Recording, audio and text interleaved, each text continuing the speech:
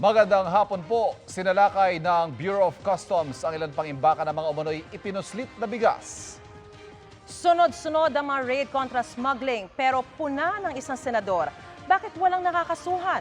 Nakatutok si Jonathan Andal. Nabisto sa dalawang bodegang magkasunod na sinalakay ng Bureau of Customs nitong Huwebes sa Las Piñas City at Bacoor, Cavite ang mga umano'y smuggled na bigas galing China, Vietnam at Thailand na 40 milyong piso ang kabuang halaga.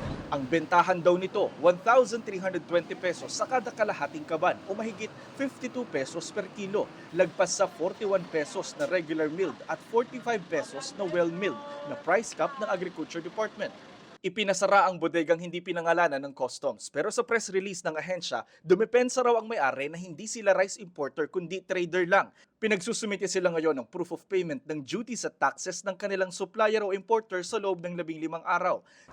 Sa Zamboanga City naman, kumpiskado ang nadiskubring mahigit 40,000 sako ng smuggled din umanong bigas na 42 milyong piso ang halaga. Sabi ng customs, nagpakita ng import permit at proof of payment ang may-ari ng bodega. Pero ang nakadeklarang laman ng mga sako, 15% broken na white rice. Gayong ang nadiskubre ay mas magandang klase na jasmine fragrant rice. Wala rin daw silang sanitary at phytosanitary import clearance mula sa Bureau of Plant and Industry.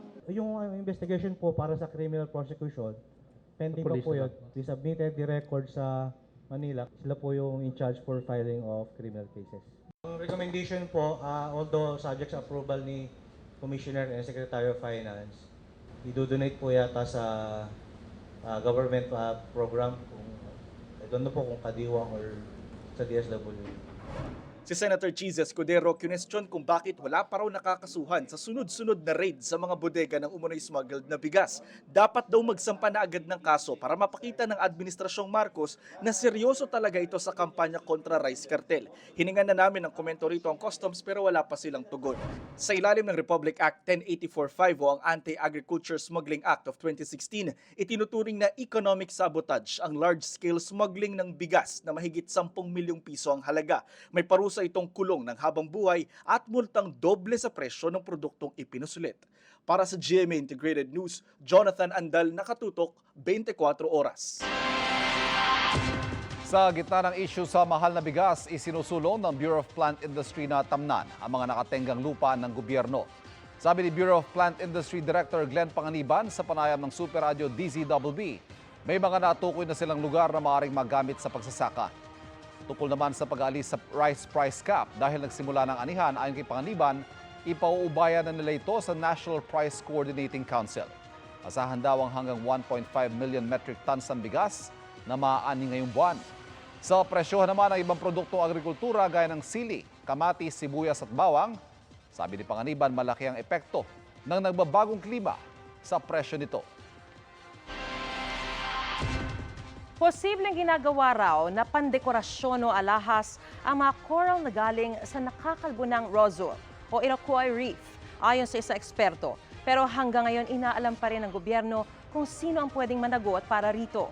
Nakatutok si Dano Tingkungko. Ang halos nakakalbunang mga bahura ang tumambad sa divers ng Armed Forces of the Philippines sa kanilang pagsisid sa Roswell o Iroquois Reef. Ang bahaging yon dating tinambayan ng mga Chinese military militia vessel. Paniwala ng isang maritime law expert, walang iba kundi ang China ang nasa likod ng pagkawala ng corals doon. China lang alam natin na gumagawa, kinukuha talaga, hinuhukay at inaalsa balutan ang bahura. Lahat po yan ginagamit nilang material panggawa ng dekorasyon. Yung mga coral, ginagawa nilang mga jewelry. Iniimbisigahan pa rin ng mga otoridad kung anong nangyari at kung sinong sumira sa mga bahura. Hindi naman na maaaring pag-alis nila, nagkaroon ng malakas na bagyo tapos nawasak yung mga coral reef. Hindi naman siguro dali-daling masisira ito mga ito, Colonel. Hindi naman siguro at hindi rin siguro posible na sunuran sila sa mga pag-alis ng mga China vessels. Tinanong ng DZBB-CAFP spokesperson Colonel Medel Aguilar kung matukoy kung sino ang nakasira ng bahura, pagbabayarin ba sila? Noong 2013, nasira ang bahagi ng World UNESCO Heritage Site na Tubataha Reef nang sumadsad doon ang USS Guardian. At pinagbayad ng gobyerno ng Pilipinas ang Amerika para sa pinsala ng higit 87 million pesos. Siguro nasa mandato na yan ng ibang ahensya ng gobyerno. Sinusubukan naming kunan ng pahayag ang Department of Agriculture at Department of Environment and Natural Resources kaugnay nito. Para sa GMA Integrated News, Dano Tingkungko, nakatutok 24 oras. Matapos maaresto ang 6 na suspect sa pagkawala ng ilang sabungero na sa mga pamilya, na makapulong muli si Justice Secretary Jesus Crispin Remulla. Panawagan din nila sa mga naaresto sabihin na kung nasaan ang mga nawawala. Nakatutok si Salima Refran. Sana makonsensya naman kayo. Maraming pamilya ang nasaktan, maraming pamilya ang umiyak ngayon. Aminin niyo kung anong totoo. Gustong makaharap ng mga kaanak ng mga nawawalang sabungero ang mga naarestong akusado sa case number 1 ng missing sabungeros.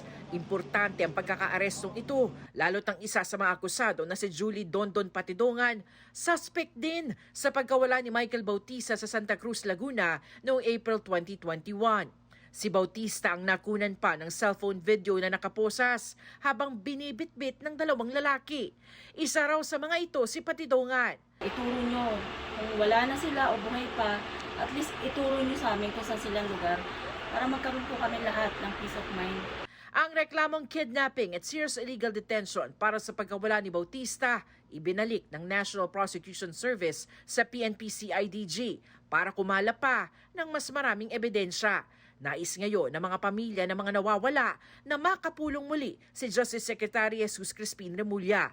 Nangangamba sila, lalo't nagsiatrasa na sa kaso ang mga kaanak ng 6 na sabungerong nawala sa Manila Arena noong January 2022, kung saan akusado ang mga naaresto. Sana po ipagpatuloy pa rin yung pag-iimbestiga kahit na po inatras na ng kabilang grupo yung nila. Sa 34 na kaso ng nawawalang sabungero, 26 ang hindi pa nakakapaghain ng kahit na anong reklamo. Nasa CIDG Region 4A sa Camp Vicente Lim sa Laguna ang 6 na akusado. Kinukuha pa ng GMA Integrated News ang panig ng Department of Justice at PNP. Para sa GMA Integrated News, Salima Refran, nakatutok 24 oras. Na on the spot sa sorpresang drug test ang matataas na opisyal ng PNP sa Camp Crame. Nauna si PNP Chief General Benjamin Acorda Jr. sa biglaang drug test sa kanilang command conference noong Biyernes. Ayon sa PNP, nagnegatibo ang lahat ng opisyal na tinest. Sabi ni Acorda, ipinakikita ng surprise drug test na determinado ang pulisya na linisin ang kanilang hanay at labanan ang iligal na droga.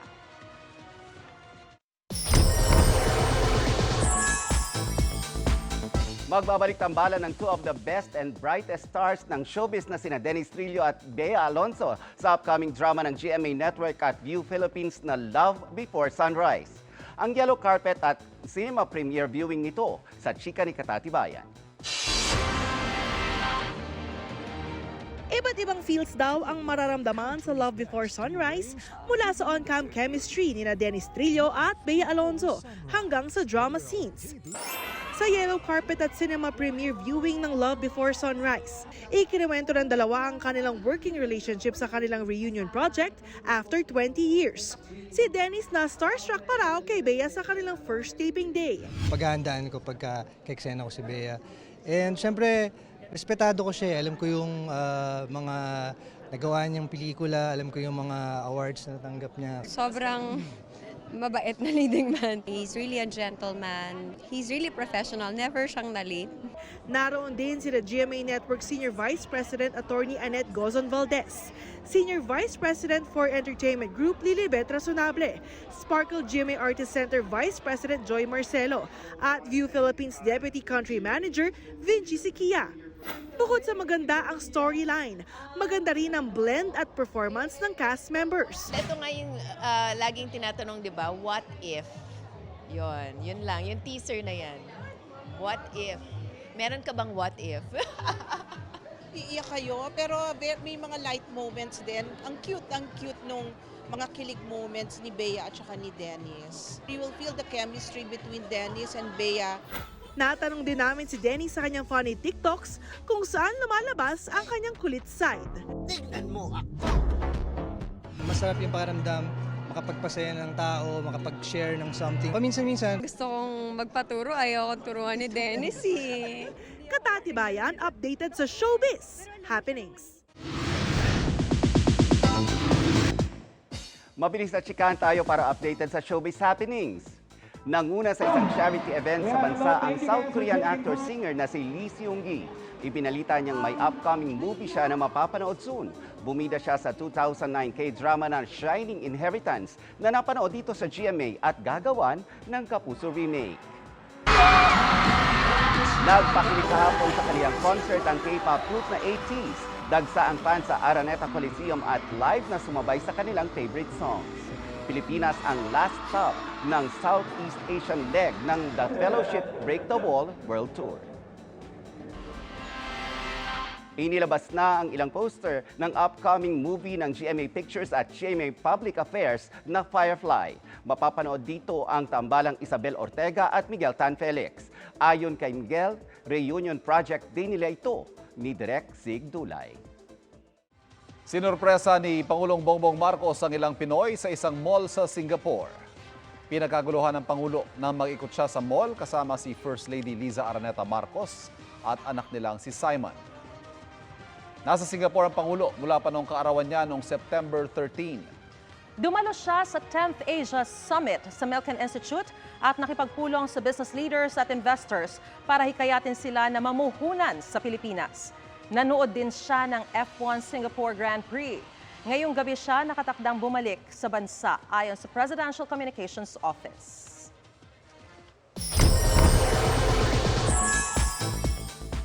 Emotional ang ARMY o ang fans ng BTS matapos i-anunsyo ng big hit. Nakasunod ni Jin at J-Hope, papasok na rin sa military service sa South Korea si Suga ng BTS.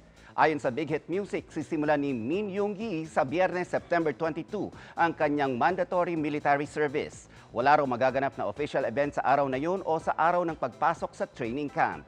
Pakiusap ng Big Hit sa fans, huwag bisitahin si Suga sa kanyang workplace habang nasa military service. Message naman ng fans kay Suga, "We will wait for you, Min Yoongi."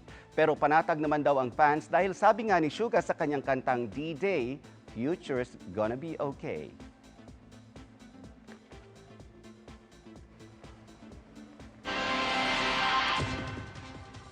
Dahil nasa Pacific Ring of Fire ang Pilipinas, marami rito mga bulkan at hot spring.